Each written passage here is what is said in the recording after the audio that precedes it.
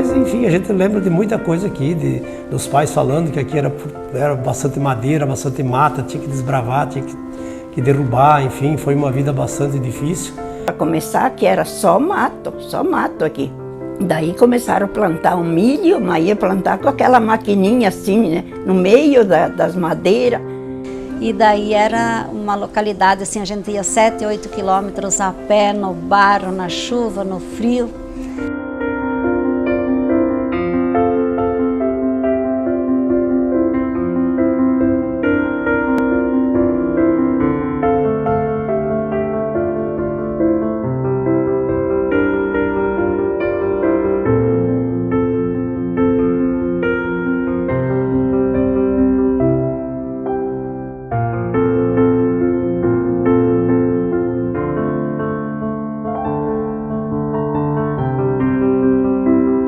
Matelândia começou na década de 50 com a vinda dos primeiros colonizadores, oriundos do Rio Grande do Sul, onde tudo começou.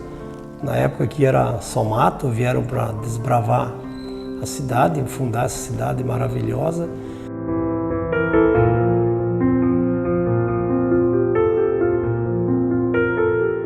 Como é que é seu nome completo, dona Lourdes? Lourdes Maria Menoncin.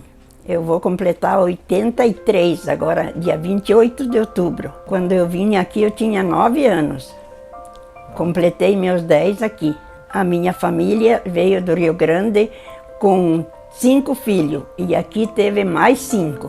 A mais velha é a Égide, daí é eu, daí vem o Laurindo, a Nirce, a Tere. A Tere é aquela que nasceu, a primeira menina que nasceu aqui em Matelândia é a Terezinha. Daí vem o Itacírio, depois vem o Florindo, daí vem a Ivonete e depois o Teixeirinha, que é o último.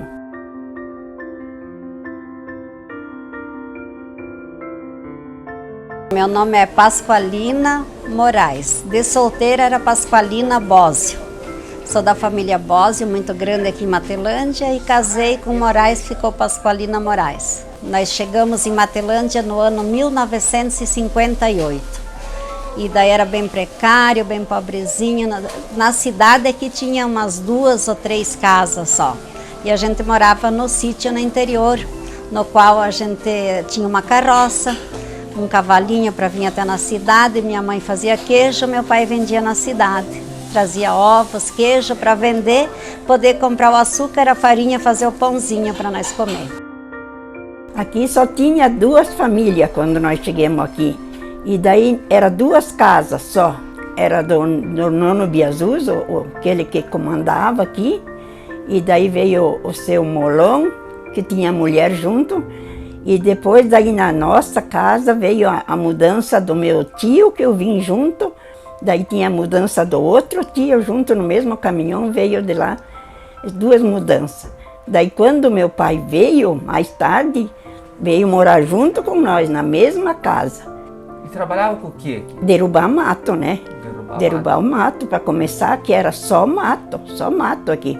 Daí começaram a plantar um milho, mas ia plantar com aquela maquininha assim, né? No meio das madeiras.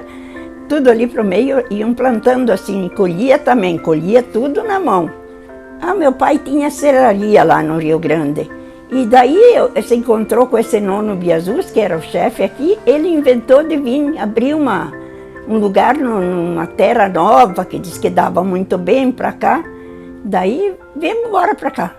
Que loucura, sair de lá e vim aqui no meio do mato, num sertão, que não tinha nada, nada.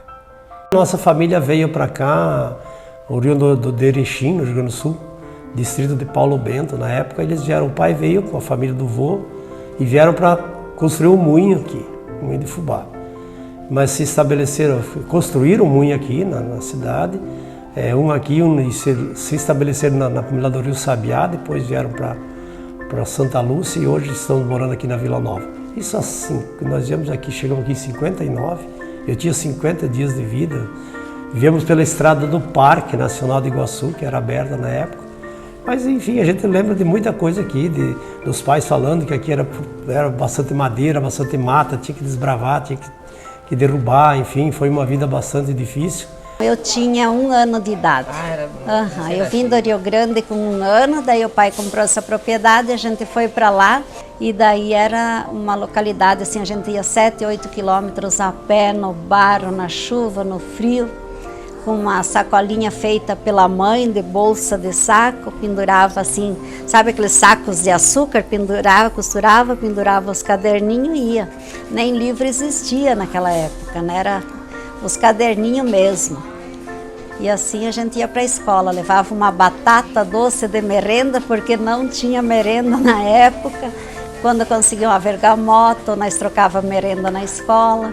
Ninguém reclamava, todo mundo era feliz. Não existia rádio, não existia televisão, não existia nada. Depois o meu pai conseguiu comprar um rádio, aí ponhava a bateria, o rádio, e para a gente poder ouvir, mas a gente tinha que economizar, só ouvia o rádio, as músicas no domingo, e os outros dias trabalhava durante o dia todo, de noite, reunia a família ao redor do fogão a lenha e a gente rezava o terço. O nosso divertimento em família era rezar o terço com o pai e a mãe e todos os irmãos. Aquele tempo era, sei lá, era bem diferente, né?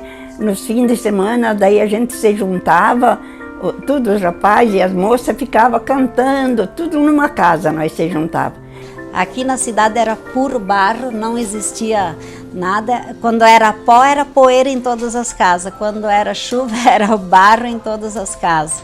Tinha poucas casas, tinha um armazém lá em cima do Mário Corso, eles faziam picolé naqueles palitinhos, fazia na máquina, põe o palitinho ali que a gente comprava um palitinho sem papel, sem nada.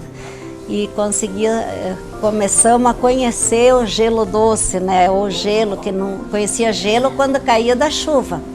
Mas não existia gelo, a gente não tinha geladeira, não tinha freezer, não tinha nada.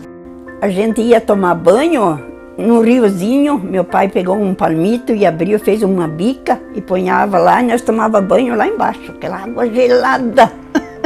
Daí não tinha geladeira, minha mãe cortava aqueles bifes de veado e ponhava bastante sal, ponhava numa bacia, nós levava lá onde tinha a vertente de água e colocava lá, que ficava fresquinho para não estragar aquela carne.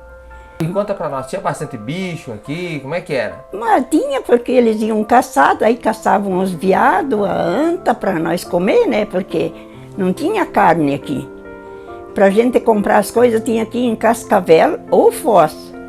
Ainda bem que tinha os caras fazendo a BR ali, daí eles tinham um armazenzinho, daí nós se virava, comprava alguma coisa ali, né?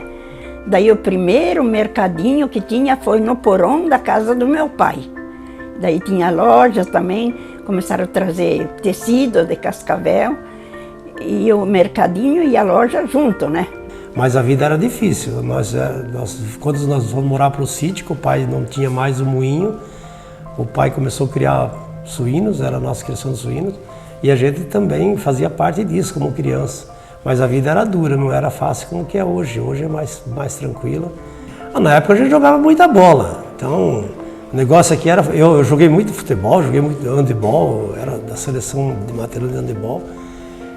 Mas tinha o Aimoré aqui, que era o time da cidade, um time famoso, com uma história muito bonita, enfim. E era isso que a gente fazia nos finais de semana, jogar futebol com as crianças, com os amigos, e indo para a escola. Tudo era um pouco diferente do que é hoje. Foi começando a construir armazém, daí a gente podia vir comprar um saco de farinha, não era nada de pacote. Era um saco de farinha, um saco de açúcar, era bolachas, vinham solta, né? Solta, de a pessoa pesava, se o cara queria 1 quilo, meio quilo, balas doces vinha sem o papel. Para nós era muito bom quando meu pai vinha para a cidade, vendia o queijo, vendia os ovos e chegava de volta com aqueles docinhos, com aquela agradozinha para nós era a coisa melhor do mundo, sentia até o cheiro do cavalo era bom, porque sabia que ele estava trazendo comidinha boa para nós. Então a gente não chupava uma bala todos os dias. Era uma vez cada 8 dias, dividia cada filho, né, a quantia certa. Eu, como era bebezinha, ganhava às vezes uma a mais.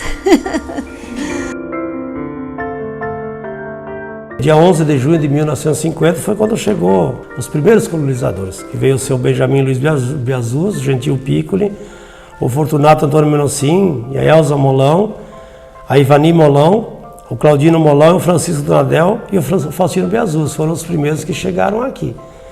E Matelândia foi se evoluindo, eles eram as pessoas, os empreendedores da época, com uma visão de futuro muito grande e foram desenvolvendo o município. Biazuz veio lá do Rio Grande e daí de lá ele veio, já trouxe várias famílias junto com ele, chegaram aqui, descarregaram o caminhão e já foram fazendo as moradias deles, né, preparando para eles morar aqui. E junto com eles, eles trouxeram Nossa Senhora do Caravaggio, que é uma santa que hoje ela é padroeira do nosso município.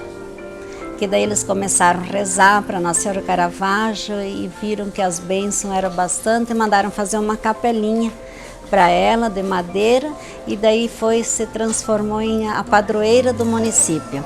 As pessoas assim que moram aqui nessa cidade são pessoas muito felizes, sabe? Pessoas abençoadas, famílias abençoadas. O povo, tu pode perceber, na nossa cidade é um povo sorridente, alegre, feliz. É um povo muito feliz, porque tem a bênção de Nossa Senhora. A igreja primeira era uma casa, que era nessa avenida aqui do Getúlio Vargas. O padre vinha de Foz para rezar ali. Nós não ia no médico, não tinha médico aqui, não tinha nada. Quando veio o primeiro médico, eu já era casada, isso aí já foi no ano 60, por ali que veio o primeiro médico, que era o Dr. Mário. Aí coisa boa que eu lembro, que ficou muito marcado, foi num 7 de setembro, que daí as professoras chegaram na escola e falaram, olha, todo mundo vai ter que comprar uma sainha de pregas, uma blusinha branca e aqui uma gravatinha azul, que a gente vai para a cidade desfilar o 7 de setembro. Meu Deus, pensa numa coisa boa que a gente ia vir para a cidade desfilar o 7 de setembro. E daí alugaram um caminhão para trazer todas as crianças para a cidade vir desfilar. E daí, nossa, aquela alegria era tão grande de ter aquela sainha conguinha, uma meinha branca para pôr no pé e vir para a cidade. Mas de repente deu uma chuva naquele dia e não deu para vir. Daí todo mundo ficou triste, né? Que era a chance de nós ir para a cidade. E daí ficamos tristes. Falei, a nossa fase de vida foi uma fase muito assim inovadora, porque a gente passou pela primeira televisão, preto e branco, a primeira televisão a cores, tudo foi o primeiro. Quando chegou os primeiros celulares, né, era aqueles grandão de antena e foi indo, foi uma evolução enorme na nossa fase de vida, né?